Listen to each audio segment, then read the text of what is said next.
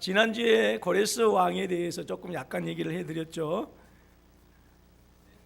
예, 어떻게 전혀 기억이 없으신 것 같은데 목사님 처음 듣는 얘기입니다 하는 것 같은데 고레스 왕이 이제 539년 지금부터 그러니까 제가 특별히 그 횟수에 대해 연도를 얘기할 때에 이 그 에스라서나 느헤미야서를 또는 구약을 얘기하면서 연도를 얘기할 때는 예수님 오시기 전을 얘기합니다. 보통은 그러니까 그게 아시고요.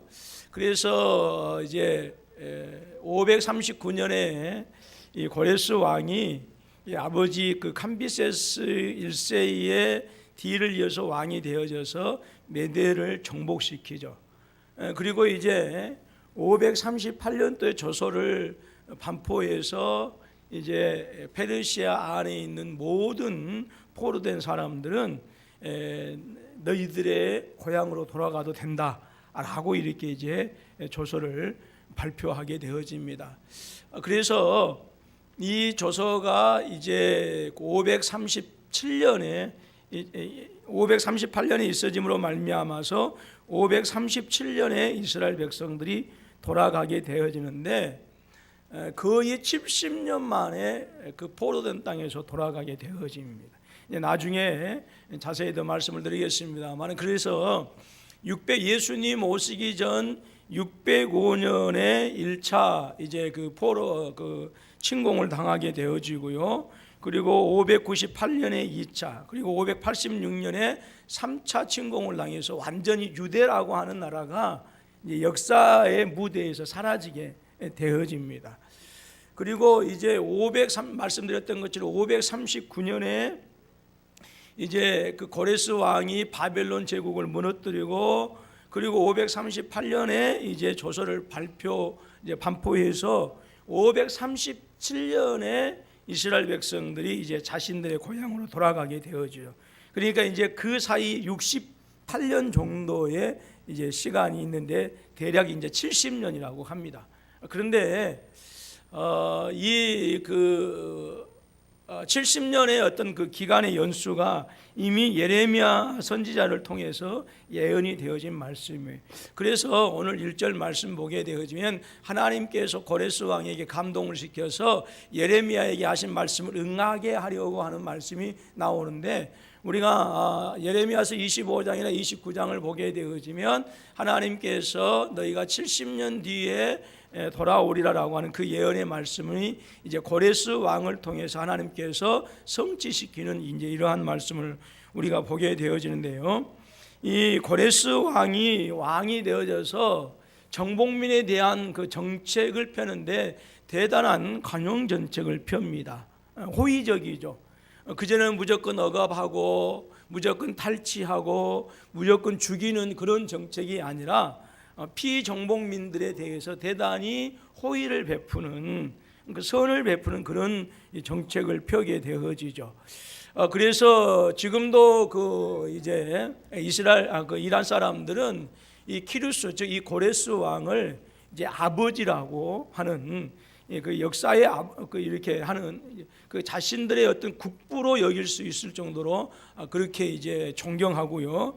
실질적으로 우리가 역사를 공부하다 보게 되어지면 세계사에 있어서 지대한 영향력을 끼치는 이제 그러한 사람이 나오는데, 우리 성경에는 이제 고레스 왕에 대한 어떤 그 기사가 이 에스라서나에서 별로 이렇게 나오지만, 에스라서에서 이렇게 짧게 나오지만 실질적으로는 세계 역사를 바꿨던 위대한 인물이 누구냐, 이 고레스라고 하는 인물입니다.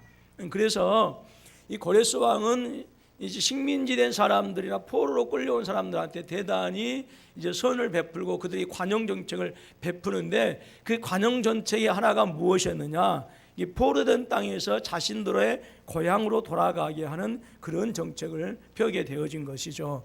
이게 과거에 바벨론이나 그 이전에 아수르라고 하는 이 나라들은 이 포로된 땅에 대해서 완전히 쑥대밭을 만들어서 더 이상 그 땅에서 자신들의 나라에 대해서 어떤 그런 그 반란을 일으키지 못하도록 이게 역모를 일으키지 못하고 역모를 일으켜서 자신들의 나라에 대항하지 못하도록 완전히 철저하게 깨뜨리고 파괴시켰습니다. 특별히 그 중에 하나의 정책이 뭐냐? 그 정복지에 있는 사람들을 다른 지역으로 이주시키는 거였어요.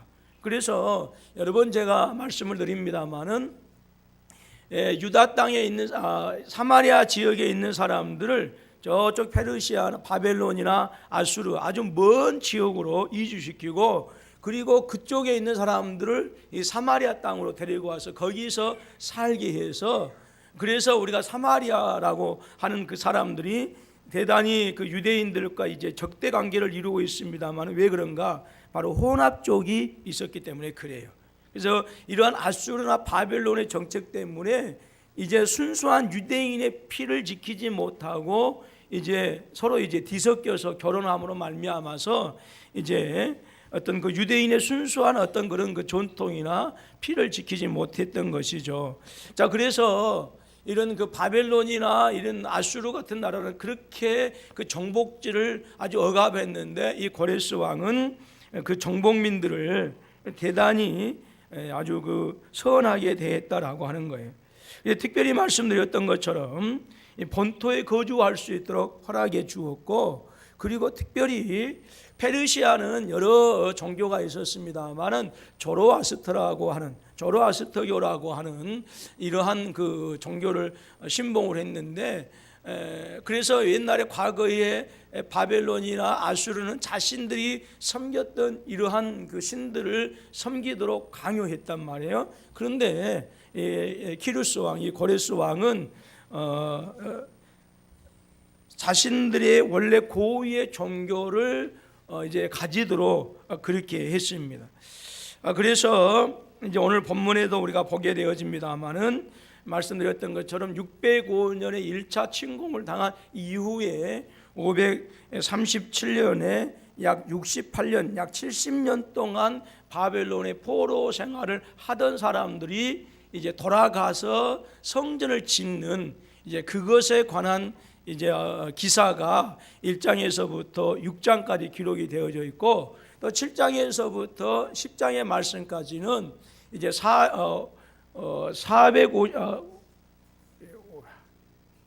458년 연도가 많으니까 자꾸 헷갈리는데 458년 2차 포로로 돌아갑니다. 그래서 1차 포로는 537년에 이루어지고요. 그 다음에 한참 뒤에 2차 포로는 458년 있게 2차 포로의 귀환이 있게 되어지고, 그리고 3차는 그 뒤로 몇 년 뒤에 444년에 4차 포로가 이제 귀환이 이루어지게 되어진 것이죠.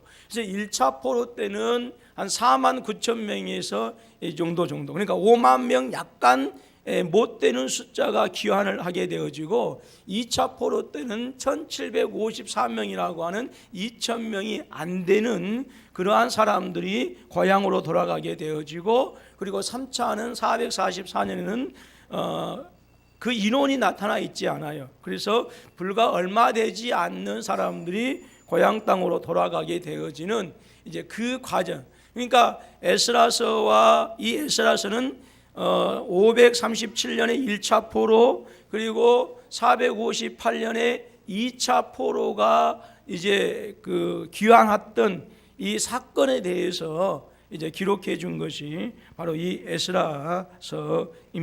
그래서 특별히 이제 오늘 본문 말씀에서는 531년에 이스라엘 백성들이 1차 이제 포로 귀환 때 있었던 일에 대해서, 그것이 어떻게 시작이 되어졌고 어떻게 진행이 되어졌고 그들이 돌아가서 무슨 일을 했는가라고 하는 것에 대해서 이제 1장에서부터 6장까지 말씀해 주고 있어요. 그래서 1장에서는 이제 귀환을 준비하고 있고, 2장에서는 포로자의 명단들이 있고, 그 다음에 3장에서는 성전을 건축하고, 그 다음에 4장에서는 그 성전 건축하는데 이 사마리아 사람들이 반대하고, 그리고 5장에서는 다시 반대했던 성전 건축이 반대로 이제 잠시 멈추었다가 16년 만에 다시 이제 재개가 되어져서 재건축하게 되어지고 6장에서는 그 성전이 건축되어져서 완공을 하고 그리고 봉헌식을 하고 그리고 이제 유월절을 지키는 그리고 7장에서는 다시 2차 포로된 사람들이 돌아가기 위해서 준비하고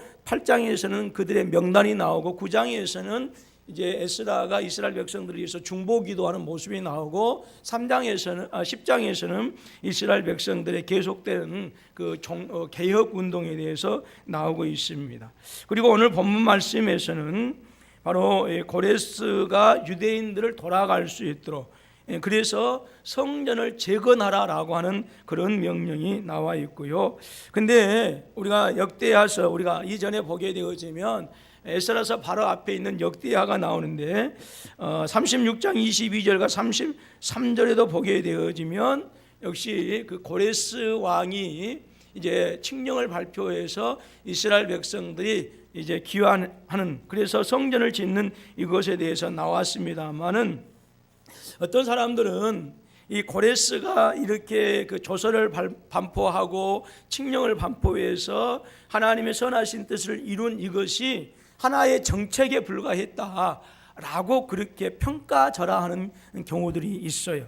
보통 성경의 그 비평주의자들, 즉 하나님의 말씀을 그 하나님의 말씀대로 믿지 아니하고 어떤 성경을 단순히 인간의 책, 역사의 책으로 이렇게 여기는 이러한 사람들은 그건 그냥 그 하나님에 의해서 그것이 주도되어진 것이 아니라 잘 들으셔요.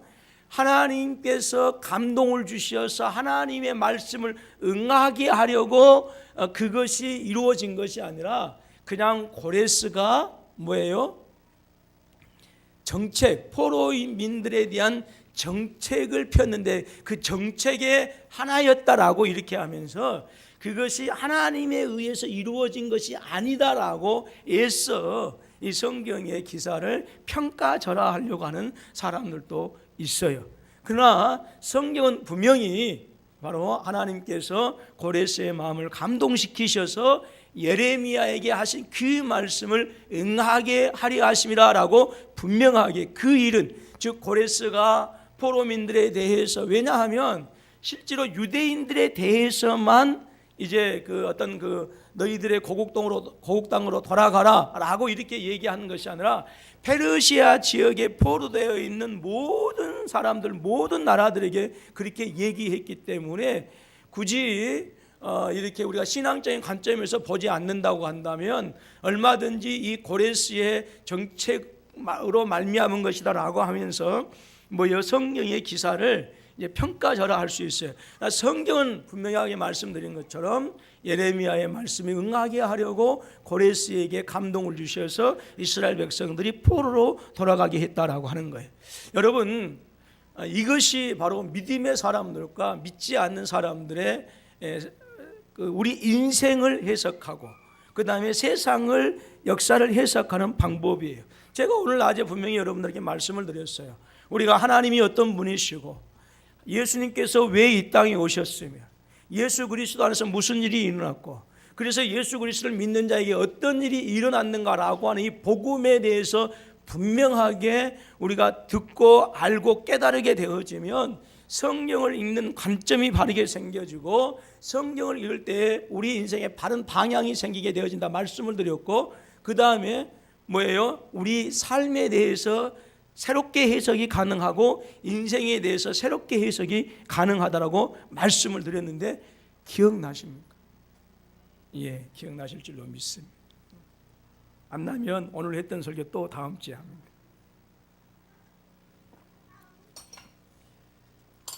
그러니까 믿음의 사람, 제가 여러분들에게 자주 강조하지만 저는 제 주변에 나타나는 여러 가지 하나하나가 사람들의 입장에서 보게 되면 그것이 우연인 것 같고 그것이 아주 작은 것 같지만 항상 저는 믿기를 엘리야가 사환을 시켜서 지중해를 바라보면서 바다에 뭐가 있느냐?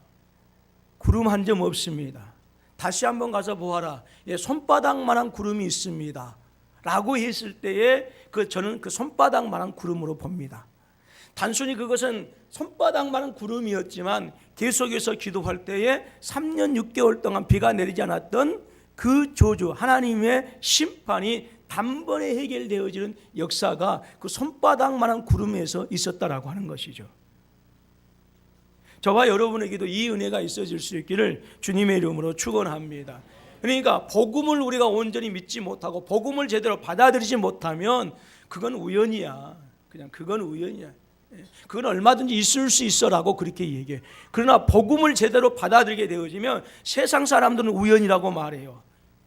세상 사람들은 신기하다고 얘기해요. 그러나 믿음의 사람들은 그것이 하나님께서 일으키신 것이고 그것을 말씀으로 믿음으로 받아들여요. 그러면 그것은 나에게 작은 구름이 되어지고 내 인생의 모든 저주와 하나님의 심판이 끝나는, 아픔이 고통이 끝나는 놀라운 3년 6개월의 가뭄을 해결하는 단비의 역사가 있게 되어진다라고 하는 거예요.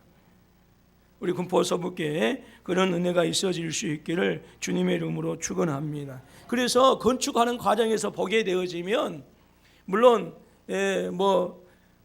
이만큼의 사건이 없을 수는 없어요. 하다 보면 사람들이 실수하고 하다 보면 사람들이 어떤 주의를 소홀히 해서 있을 수 있습니다. 그럼에도 불구하고 어떤 사건이 일어났음에도 불구하고 그 사건이 일어났음에도 불구하고 그래서 사람이 다치지 않냐고 더 이상 큰 문제가 일어나지 않으면 어떤 분들은 아니 기도했는데도 그런 것마저 안 일어나야지 라고 하실지 모르겠지만 저는 그 사건 속에서도 역사하신 하나님이 보이기 때문에 주여 감사합니다 하는 것이죠.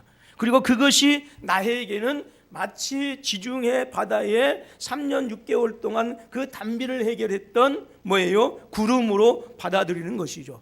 그러면 하나님께서 선하게 역사해 주는 것입니다. 그래서 우리가 세상 역사가들처럼 비평주의자들처럼 이스라엘 백성들이 유대 땅으로 돌아가게 되어진 것은 그것은 고레스 왕의 하나의 정책 때문이었다라고 평가절하하는 것이 아니라 설령 그랬음에도 불구하고 우리는 그것이 하나님으로 말미암아 일어난 사건인 것을 우리가 믿어야 된다라고 하는 거예요. 이 믿음이 있을 때에 고레스 왕을 감동시키셔서 이스라엘 백성들을 포로된 땅에 돌아가게 하셨던 하나님의 회복의 역사가 내 삶 가운데서도 나타나는 거예요.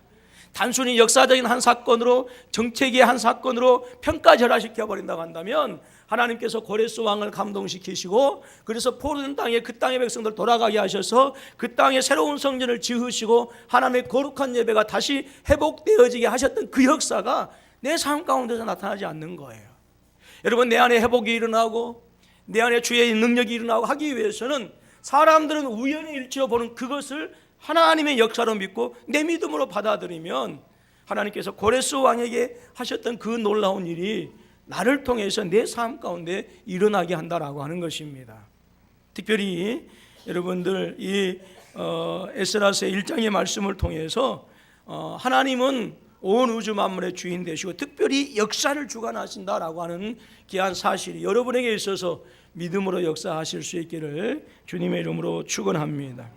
그래서 바로 고레스의 관용 정책이 유대인들에게 국한된 것이 아니고요, 바세 제국의 모든 정복 피정복민들에게 공통적으로 적용되었는데, 그런데 이 모든 것들은 하나님께서 예레미야 말씀 응하게 하시려고 하시는 하나님의 선하신 뜻을 이루기 위한 하나님의 섭리였다라고 하는 사실을 이제 우리가 알게 되어집니다.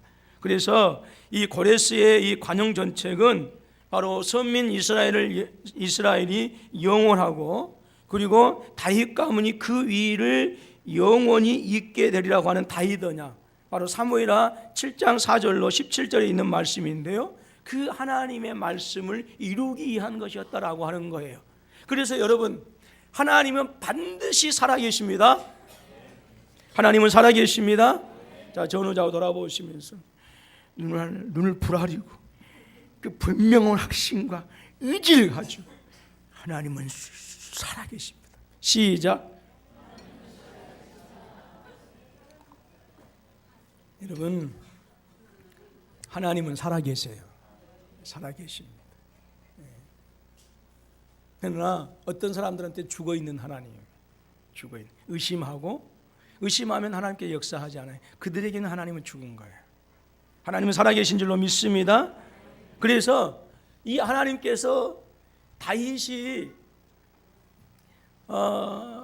이제 다윗에게 나타나셔서 사무엘상 7장에 보게 되어지면 너무너무 이제 유명한 말씀이죠. 다윗 언약이라고 그래요. 성경에는 여러 언약들이 있어요. 그래서 아담 언약, 행위 언약, 무지개 언약, 노아 언약, 그 다음에 아브라함의 그 할례 언약, 그 다음에 창세기 15장에서 그 헷불 언약, 17장에서는 할례 언약, 그 다음에 창세기 9장에서는 무지개 언약 이렇게 나오는데, 근데 그리고 35장에서는 또 이제 베델 언약이 나오고 이렇게 하는데, 성경에는 수없이 많은 언약이 있어요. 언약. 그래서 성경을 가리켜서 이제 언약의 책이라고 합니다만은 사무엘하 7장에 보게 되어지면 하나님께서 다윗에게 약속해 주셔요. 그것은 너에게서 네 가문에서 영원히 이스라엘을 다스리는 왕이 나올 것이다 라고 하는 거예요. 그래서 이 약속의 말씀을 주시는데 하나님께서 고레스 왕에게 감동을 시키셔서 예레미야의 말씀이 응하게 하시고, 그래서 그들로 하여금 이스라엘 백성들로 그 유대인으로 다시 돌아가게 하는, 이것은 바로 하나님께서 다윗에게 하신 그 약속의 말씀을 성취하게 하신 거였다라고 하는 것이죠. 물론 가깝게는 예레미야의 말씀을 응하게 하려고 하셨지만 이미 수백 년 전에, 약 400년 500년 전에 다윗에게 하신 그 말씀을 이루도록 하시기 위해서 하나님께서는 고레스 왕에게 감동을 시키셔서 포로된 이스라엘 백성들이 유대 땅에 돌아가도록 하기 위한 것이었다라고 하는 거예요. 여러분, 이러한 역사적인 사실 가운데서 우리 민수기서 23장 19절 말씀을 우리가 기억할 수 있습니다. 한번 펴보시겠어요? 민수기서 23장 19절입니다.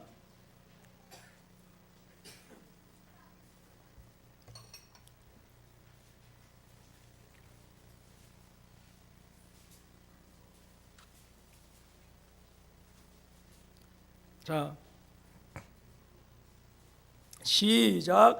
하나님은 사람이 아니시니 거짓말을 하지 않으시고 인생이 아니시니 후회가 없으시도다. 어찌 그 말씀하신 바를 행하지 않으시며 하신 말씀을 실행하지 않으시랴. 아멘. 그래요. 우리 하나님은, 여러분 지금이 2017년이에요. 자, 지금부터 500년 전에 한번 생각해 보세요. 500년 전에 어떤 일이 일어났을까요? 대략 생각나는 대로 지금부터 500년 전에 종교개혁. 역시 전사님은 종교개혁. 종교개혁이 일어났고, 또 그 다음에 임진왜란도 또 일어났고,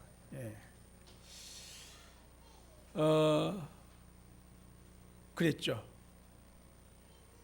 그러니까 여러분 지금 생각하면 500년 전이면 까마득하죠. 까마득이에요. 그런데 하나님은요, 다윗에게 했던 이 말씀이 실은 500년 전에 주어진 말씀이거든요. 그리고 오늘 23장 19절 말씀은 이스라엘 백성들에게 거의 1000년 전에 주어졌던 말씀이에요. 1000년 전에. 그러니까 출애굽이 주님 오시기 전에 1400년 전에 이렇게 일어났는데, 지금 뭐예요? 그때 2400년 전에, 그때 당시에 그 지금 에스라 선지자 이전에 1000년 전에 주어졌던 말씀이 뭐예요? 그대로 시행되어진 것이죠. 1000년 전, 500년 전이면 까마득한 말씀인데, 이것은 무슨 말씀이냐? 하나님의 말씀은 1000년이 지나도 500년이 지나도 오늘 나에게 하신 바로 이 말씀처럼 바로 뭐 하는 거예요? 언제나 성취되어진다라고 하는 거예요. 왜요? 하나님이 살아계시기 때문에 그래요.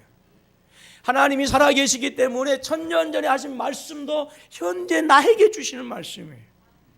하나님이 살아계시기 때문에 500년 전에 하셨던 말씀도 현재 나에게 하시는 말씀이에요. 만약에 하나님께서 죽어버렸다고 한다면 말씀은 뭐예요? 그냥 1000년 전의 말씀의 1000년 전화. 그러나 천년 전에 하셨던 말씀이라도 그 천년 전에 말씀하셨던 그 하나님께서 현재 나와 함께 하시기 때문에 그 말씀은 지금 나에게 주시는 말씀이라 그 말이에요. 여러분, 이 믿음이 저와 여러분 가운데 있어지길 주님의 이름으로 축원합니다. 이 말씀 보게 되어지면 하나님은 인생이 아니시고 사람이 아니시니까 거짓말도 하지 않으시고 시건치 않으시고 반드시 그 말씀을 이루신다라고 말씀하셨어요. 그래서 우리가 이러한 그 포로들이 돌아가고 다시 이스라엘 백성들이 다시 새롭게 회복되어지는 이 말씀을 통해서 하나님께서는 작정하신 때가 되어지면 미리 예비하신 자들을 통해서 자신의 약속을 반드시 성취시켜 나가신다라고 하는 거예요. 그래서 우리가 내가 가난한데요, 내가 배우지 못했는데요, 나에게 시간이 없는데요 라고 환경을 탓하며 주의를 탓할 것이 아니라 현재 내게 주어진 이 시간 속에서 내가 하나님의 때를 따라서 때에 하나님께서 사용하시고자 하실 때에 언제든지 사용되어질 수 있도록 뭐 하는 거예요? 끊임없이 깨어 기도하고 준비해야 돼요. 준비해야 돼요.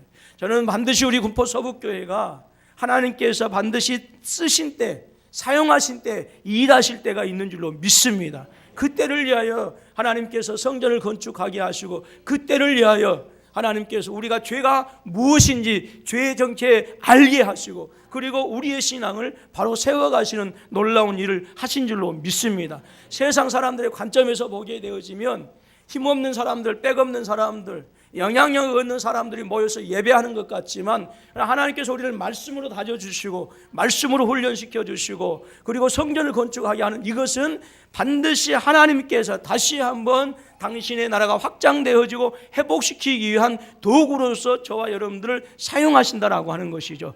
우리가 그것을 나의 믿음으로 받고 내가 기도해서 하나님께서 사용하시고자 하실 때에 아름다운 하나님의 사람으로 사용되어지고자 여러분들이 준비하신다고 한다면 반드시 하나님은 그 사람을 사용하신다라고 하는 거예요.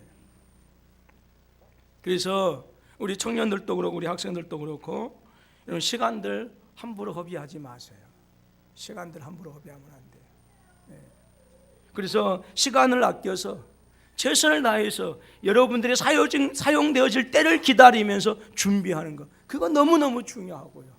왜요? 하나님은 반드시 어느 교회든지 간에 어느 시대이든지 간에 아무리 기독교가 타락하고 아무리 기독교가 무너진 것 같고 세상의 조롱을 받는다 할지라도 반드시 하나님은 그 시대 가운데서도 특별하게 준비되어진 사람들을 통해서 기독교의 생명력을 유지하게 하시고 그 복음을 후대에게 전달하는 그 일들을 맡기셔요. 세상이 타락했다고 해서 세상이 교회를 조롱한다고 해서 세상에 수없이 많은 기독교인들이 떠나간다고 해서 하나님은 살아계시지 않는 것 같아, 내 형편과 내 사정을 살피고 그렇게 하면서 나는 안 된다라고 근심하며 염려하고 그렇게 해서 지나게 되어진다고 한다면 그것은 하나님 앞에서 죄 짓는 것밖에 안 된다라고 하는 거예요. 여러분, 제가요 영산포교에 있으면서 여기저기 헌신 예배를 많이 다녔습니다. 때로는 산골에도 다녔고요, 때로는 대도시에도 다녔어요. 그런데요, 군포 서북교에서 누가 헌신 예배를 안 불러주네. 그런데 아무리 산골 가더라도요, 그 산골에 사람이 없을 것 같은데 거기에는 내일 모레 요단강 건너가 만나리 하실 분밖에 안 계실 것 같은데 그럼에도 불구하고 그 가운데서 한 사람을 세우시고 두 사람을 세우셔서 때로는 남자를 세우시고 때로는 남자 같은 여자를 세우시고 때로는 부부를 세우셔서요 당신의 몸된 그 교회를 세워나가시는 모습을 보았어요. 저는 여러분들의 입장에서 보게 되어지면 우리 군포 서북교회가 연약하고 부족하고 건강하지 못한 것 같이 느껴질지 모르겠지만 그럼에도 불구하고 저는 앉아있는 이 성도들 가운데서도 반드시 하나님께서는 다음 세대를 위하여 그리고 새로운 우리 군포 서북교회 새 역사의 시대 속에서 사용되어질 사람을 하나님께서 준비하고 계신 줄로 믿습니다. 그것은 누구냐라고 하는 것은 내가 어떻게 준비하느냐라고 하는 내 믿음에 달려 있어요. 내 믿음에 달려 있어요. 저는 오늘 함께 앉아서 예배하는 저와 여러분 모두가 이후에 있어질 우리 군포서북교회 새로운 역사의 주인공이 되어지고 다 같이 아름답게 쓰임받는 선한 도구들이 되어줄 수 있기를 주님의 이름으로 축원합니다. 여러분들 고레스라고 하는 임금 얼마나 멋져요. 그리고 에스라고 하는 선지자, 느헤미야라고 하는 선지자 얼마나 멋집니까? 비록 포로된 땅에 슬픈 신세였음에도 불구하고 하나님은 준비되어진 그들을 사용하셔서 하나님의 거룩한 예배를 회복시키시는, 여러분 그거 저는요 복음에 대해서 증거하면서 한 가지 뭐가 더 강력한 소망이 생겼냐면, 제 아내하고도 그런 얘기를 나눴습니다만, 여보, 이 복음을 전하고 나서부터는 내 안에 한 가지 갈망이 생겼어. 예, 자기도 그런데요. 그래서 어떤 갈망이냐? 전도하고 싶은 갈망이에요. 복음을 전하고 싶은 갈망. 여러분, 말씀을 제대로 받으십시오. 말씀을 제대로 받으시면 예수 믿으나 안 믿으나 똑같네라고 하는 반응이 나타나는 것이 아니라, 이 복음을 듣게 되어지면 반드시 전도하고 싶은 갈망이 일어나요. 저에게는 그런 반응이 나타났어요. 오늘 말씀을 통해서도, 오늘 여러분 우리는 세상이 공평하다고 얘기하지만 공평하지 않아요. 인류 역사 가운데 세상이 공평했던 적은 한 번도 없었어요. 여러분들이 들으면 이 말씀을 목사님이 대단히 세상을 부정적으로 본다라고 이렇게 생각하실지 모르겠지만, 항상 뭐 합니까? 준비되어진 자들에게 하나님께서 일을 맡기셨어요. 일을 맡기셨어요.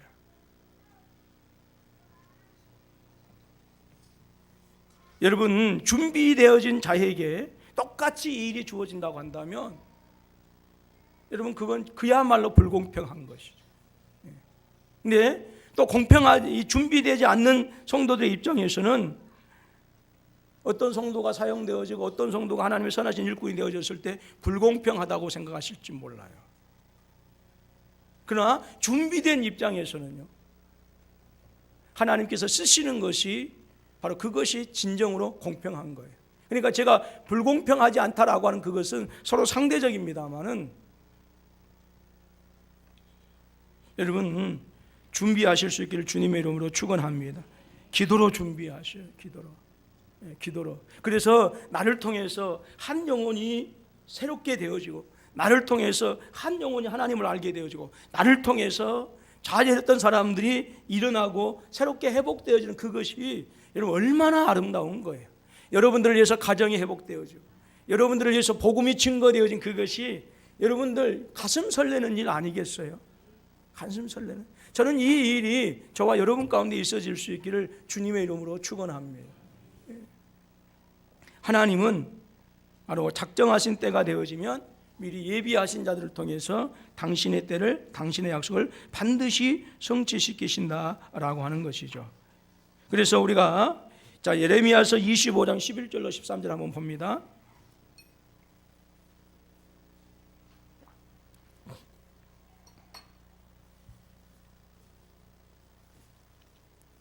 예레미야서 25장 11절로 13절.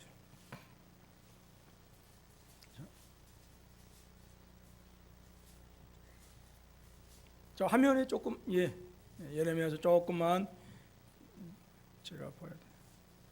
25장 11절로 13절, 예레미야서 11절로 13절, 13절까지 읽습니다. 시작. 이 모든 땅이 폐허가 되어 놀랄 일이 될 것이며 이 민족들은 70년 동안 바벨론의 왕을 섬기리라.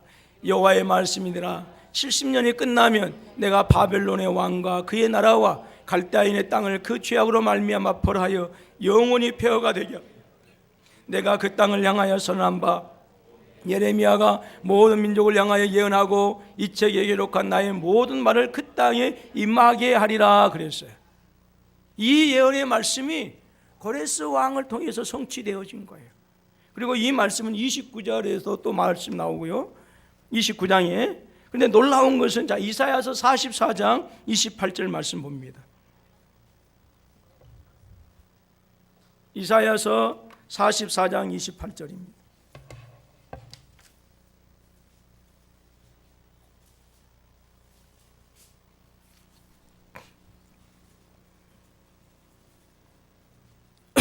시작.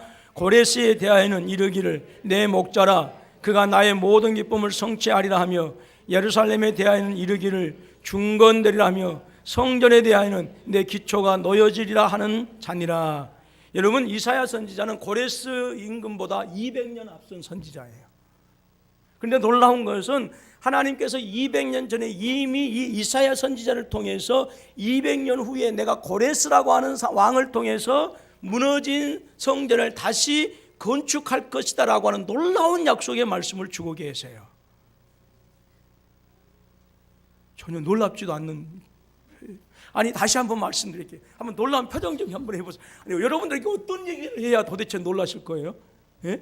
자, 이 말씀은 고레스 왕이 왕으로 태어나기 이전에 200년 전에 주어졌던 말씀이라니까요. 단순히 그냥 어떤 왕에 대해서 얘기하는 것이 아니고 고레스라고 하는 분명한 이름을 얘기해 주고 있어요. 200년 전에. 그러니까 여러분 보세요. 하나님은 역사의 주관자가 되시고 반드시 하신 말씀을 반드시 성취시키신 하나님이에요. 그래서 가장 응답받기 쉬운 기도는 뭐냐? 하나님의 말씀을 붙들고 그 말씀대로 기도하는 거라고 그래요. 그래서 여러분들이 막연하게 하나님 약속해 주셨잖아요. 이루어 주세요. 아시잖아요. 하나님 아시잖아요. 어떤 분들은 처음부터 끝까지 아시잖아요. 그렇게 하는. 물론 그 기도도 좋은데 여러분들이 성경을 읽어야 되는 이유는 그 성경 말씀을 붙들고 기도하는 거예요. 기도하는 거.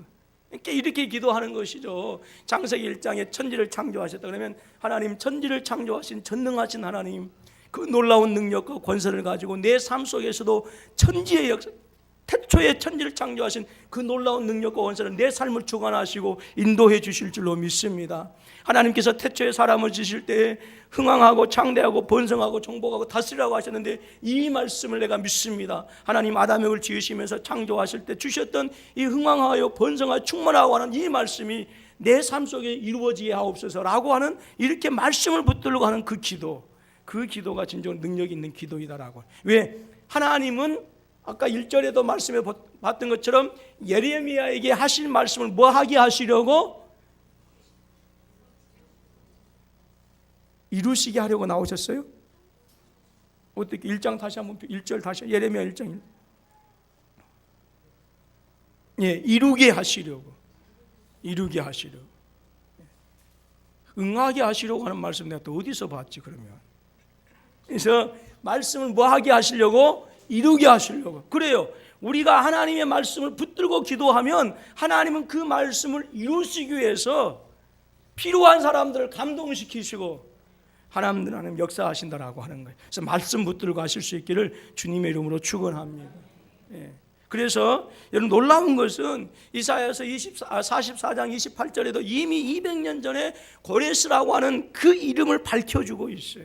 이 말씀 속에서 하나님이야말로 역사의 주관자 되시고 반드시 당신의 약속의 말씀을 반드시 잃어버리지 아니하고 시건치 아니하시고 거짓말하지 아니하시고 반드시 이루신다라고 하는 그 놀라우신 바로 하나님을 우리가 알게 되어지는 것이죠.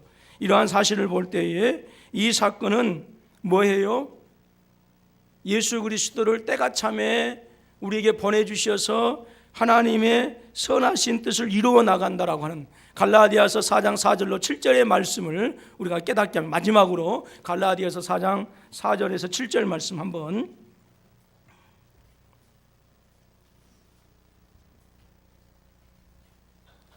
마지막이 아니네요. 더 살펴야겠네. 갈라디아서 4장 4 시작. 때가 참에 하나님이 그 아들을 보내사 여자에게서 나게 하시고 율법 아래에 나게 하신 것은 율법 아래에 있는 자들을 성량하시고 우리로 아들의 명분을 얻게 하려 하심이라. 그러므로 내가 이후로는 종이 아니요 아들이니 아들이면 하나님으로 말미암아 유업을 받을 자니라 그랬어요. 그래서 때가 차면 예수 그리스도를 보내주셔서 저와 여러분들을 예수 그리스도로 말미암아 하나님의 자녀가 되게 하시고, 그리고 뭐예요? 하나님의 아들의 그 나라를 우리에게 무엇으로 주시기 위해서? 유업으로 주시기 위해서. 이 말씀이 이미 우리 가운데 성취되어진 줄로 믿습니다. 또한 요한복음 14장 3절 말씀도 봅니다.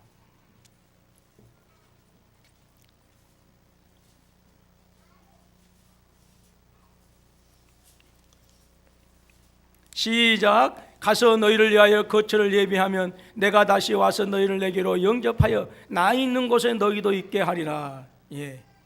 자, 이 초소가 나왔으니까 제가 다시 한번 언제 새벽에 한번 제가 말씀을 드렸습니다만은 조금 말씀을 들어갈게요. 우리가 요한복음에 보게 되어지면 예수님께서 가장 먼저 일으키신 기적이 무엇입니까? 물이 포도주가 되게 한 가나 혼인잔치의 기적이죠. 근데 자, 옛날 이스라엘 백성들한테 그 혼인 예식은 어떻게 치렀냐 하면 김용곤 전사님이라고 하는 청년이 있어요. 유대 어느 마을에. 또 그렇게 하지 마세요. 오늘 목사님도 이상한 소리. 유대 마을에 무슨 김용곤 전도사님이 있었다가 또 이렇게 하지 마세요.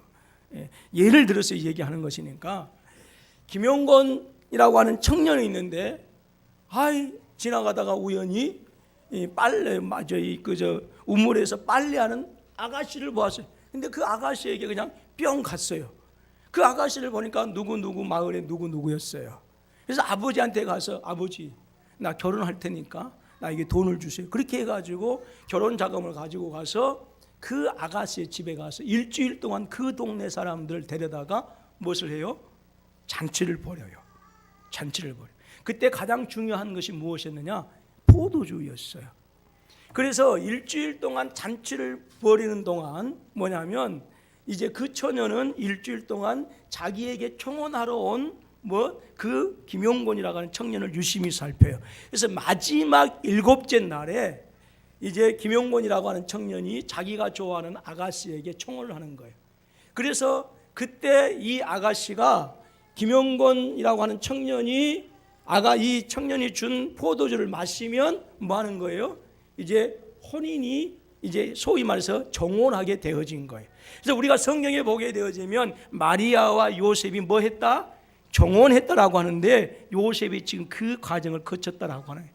그러면 이 총각은 이제 자기 집에 돌아와서 이제 신부하고 함께 살 수 있는 집을 뭐 하는 거예요? 준비하는 거예요. 우리가 이제 예루살렘이나 또 그다음에 베들레헴이나 그다음에 사마리아 쪽을 가게 되어지고 특별히 이제 예수님께서 베드로의 장모의 집을 이 장모를 고쳤던 그 베드로 장모 집의 베드로 집의 그 터를 보게 되어지면 집들이 연결되어 있어요. 지금은 세금 내어준단 말이 무슨 말씀인지 아시죠? 보통 우리 사람들은 세금 내어주면 그냥 다른 데 가서 살도록 이렇게 해주는데 이스라엘 백성들은 세금 내주면 자기 옆에다가 담을 짓고 거기다 한 칸씩 마련해 주었어요. 그러니까 만약에 아가씨가 그 총각이 준 이제 포도주를 마시지 않으면 그냥 그 총각은 지금까지 잔치했던 돈 본전도 못 찾고 이제 갈 수밖에 없어요.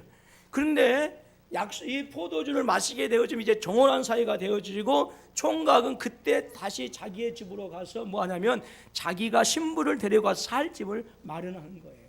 그리고 살 집이 다 마련되어지면 그때 그 처녀를 데려다가 사는 거예요. 그래서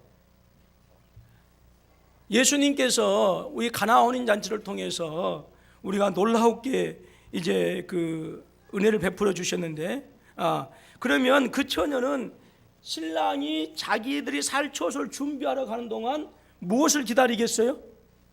신랑이 자기를 데리러 온 날을 뭐 하면서 기다려요? 학수고대하며 기다려요. 그 학수고대하며 기다리는 동안 다른 남자 만날 수 있어요? 없어요? 사치기 사뽀뽀 하면서? 안 돼요. 그건 그러니까 신랑이 자기를 데리러 오는 그 순간까지 뭐예요? 자기의 몸을 잘 관리하고 그리고 순결하게 해야 되는 거예요. 여러분 이것은요 놀라운 예수님의 사역은요 포도주에서 포도주로 끝나요. 그래서 가나 혼인잔치에 포도주로 기적을 일으켜서 그래서 잡히시기 전날 밤에 최후의 만찬을 받았는데 포도주를 나눠주면서 뭐라 이것은 내 피다라고 그렇게 얘기해요. 예수님의 사역은 포도주에서 포도주로 마셔요. 근데 놀라운 비밀이 있습니다. 즉 가나 혼인잔치에서 포도주를 변화시킨 그 사건은 뭐예요? 지금 교회와 즉 하나님의 백성들과 예수님 사이가 뭐가 되어졌다? 지금 뭐 하는 거예요? 잔치가 열려지게 되어진 거예요. 잔치가 무슨 잔치? 혼인잔치. 그리고 예수님께서는 마지막 6월절 잡히시기 전날 밤에 이런 포도주와 떡을 나눠주면서 이것은 내 피요 이것은 내 살이다라고 하시면서 십자가에서 뭐였어요? 피를 흘리셨어요. 그 피가 바로 예수님의 흘리신 바로 피가 바로 이스라엘 우리가 마셔야 될 바로 무엇이에요? 포도주라 그 말입니다. 그러니까 예수님께서 어디서 잡히셨어요? 어디서? 골고다. 세상에. 골고다에서 피를 뿌리신 것은 마치 신랑이 마지막 날 처녀에게 자기의 청혼을 수락해 달라고 하면서 내민 뭐였다? 포도주였다. 전혀 감동도 없네. 아이고 참. 그런데 그 예수 그리스도의 보혈을 믿는 사람들은 마치 신랑이 마지막 날 내민 그 청혼의 포도주를 마신 사람들이다 그 말이에요. 그렇다고 한다면 우리 예수님께서 40일 동안 계시다가 뭐라 하냐면 내가 하늘에 초소를 예배하러 갈 것이고 그리고 뭐예요? 다 준비되어지면 내가 너희를 데려오라 말씀하셨어요. 지금 예수님은 하늘에서 우리가 이 살아야 할 뭐를 초소를 예비하고 계시고 그 초소가 준비가 다 되어지면 저와 여러분들 데리고 오는데 바로 그것이 뭐예요? 재림이에요. 재림. 그러므로 예수 그리스도의 그 피의 포도주를 마셔서 하나님과 교회가 성도가 언약관계, 혼인관계, 정혼관계가 되어진 사람들은 이 땅에 사는 날 동안 신랑 되신 예수님께서 오실 날을 뭐 하면서? 기다리면서 살아야 돼요. 그리고 기다리면서 살면서 어떻게 해야 돼요? 순결하게 살아야 돼요. 그런데 만약에 주님께서 오시는 그날을 기다리지 아니하고 다른 남자를 만났다, 그래서 순결을 깨뜨렸다 그러면 그 주님과의 혼인 예식이 정혼 예식이 깨진 거예요. 근데 오늘 한국 교회에서는 이 재림에 대한 설교, 죄에 대한 설교가 거의 없어요. 거의 없어요. 주님께서 우리를 위하여 초소를 예비하러 간다 그 말은 무슨 말이냐? 이미 주님께서 골고다에서 십자가에서 흘린 그 피, 그 포도주를 우리가 믿음으로 받아들였어요. 그래서 우리는 이제 주님의 순결한 신부가 되어졌어요. 그래서 주님 오실 날을 기다리고 사모하면서 살아야 하는 것이 저와 여러분들의 삶이에요. 어떻게 이 땅에서 잘 먹고 잘 살고 살 것이나 더 많이 부하게 살 것이나 이게 우리의 소원이 아니라 신랑 되신 주님께서 우리를 대신 오신 그날까지 신부된 자로서의 순결을 유지하고 성결을 유지하면서 뭐하는 거 세상에 다른 것들에 눈길을 주지 않아 오직 주님 오실 날을 기다리면서 살아가는 것이 그것이 우리의 믿음이 돼야 되고 교회의 모습이 돼야 된다라고 하는 거예요. 바로 초소를 예비하러 간다는 말은 바로 그 말씀이에요. 거처를 예비하며. 그리고 이 말씀은 200년 전에 이사야를 통해서 고레스라고 하는 분명한 이름을 명예해서 예언하셨고 그리고 70년 전에 예레미야 선지자를 통해서 너희가 70년이 차면 돌아올 것이다라고 하는 그 말씀이 고레스 왕을 통해서 성취되어진 것처럼 주님께서 초소를 예비하고 그리고 우리의 있을 거처를 예비하면 다시 오신다라고 하는 주의 재림은 반드시 성취될 것이다. 아멘으로 믿으시기 바랍니다. 성취될 것이다. 여러분, 하나님의 말씀은요, 약속은 언제 어떤 상황에서라도 반드시 이루어진다라고 하는 굳은 확신과 믿음으로 여러분 사실 수 있기를 주님의 이름으로 축원합니다. 그래서 하나님의 약속의 말씀 믿으세요. 그 약속의 말씀 붙들고 기도하세요. 그러면 반드시 고레스 왕을 통해서 역사 가운데 이스라엘의 회복을 성취하신 하나님께서 우리 삶 가운데서도 우리의 기도를 들으시고 우리를 회복시키시는 놀라운 약속이 성취되어질 줄로 믿습니다.